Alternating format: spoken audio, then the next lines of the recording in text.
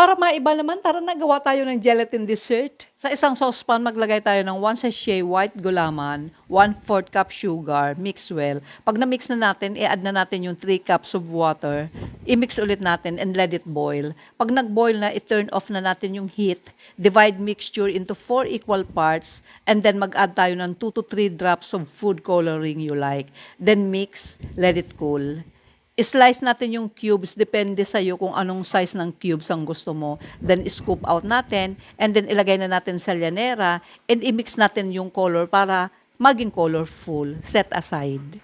In another saucepan, add 1 sachet white gulaman, add 1 cup evaporated milk, 250 ml all-purpose cream, 1 cup condensed milk, mix well, maglagay din ng 1 cup na tubig, pakuluin natin and then pag kumulo na, i-turn off na natin yung heat and then ilagay na natin sa llanera na may gulaman.